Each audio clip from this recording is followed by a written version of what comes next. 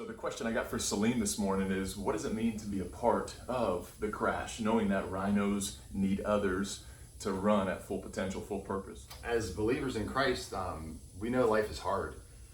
Life is challenging. There are trials, there are issues, there are problems that we all face on the daily. And I think being a part, the biggest thing for me is being a part of a community of believers that can encourage, that can lift each other up, that can push us when we're struggling. A lot of times when we're down and out, we need a hand, and that's where those fellow members of the Crash come alongside and lift us up.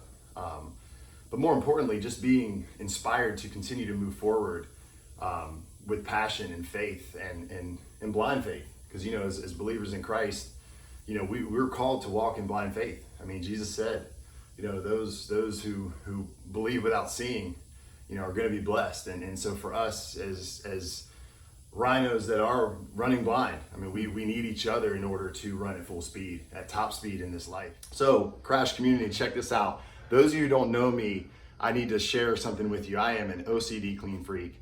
Love cleaning the house, doing the dishes, cleaning the floors. I'm that guy. And it was a couple months back actually that I was in the kitchen cleaning up, and I was, actually Swiffering the floor. And actually, it's funny, my 3-year-old son has a small Swiffer. And so every time I pull that thing out of the closet and I start to do my job, he breaks his out and he's got to follow me around. And a lot of times he gets in my way, and I start to stiff arm him and tell him that, hey, you need to, you're making my job a little harder. So it was in that moment that the Lord really showed me that, in this walk in life, the Lord, going back to Genesis, he created everything that you see around you. And then he created human beings. And why did he create us? He created us to be in relationship with him, but he also created us, to subdue the land and work it and be a part of his mission of extending really his kingdom here on earth. It's not until we mess that up, but in that moment, the Lord was really speaking to me and saying, Celine, what if I did that to you? And here in that moment, I was thinking, wow, God is extending his kingdom here on earth. He's bringing me in and helping me to be a part of that work, a part of that mission. And I was convicted how God doesn't need us. He doesn't need us to extend his kingdom. He doesn't need us to do his work on earth. In his grace and his rich mercy that he has on our lives, he invites us in to be a part of work. And so I was brought to Ephesians 2.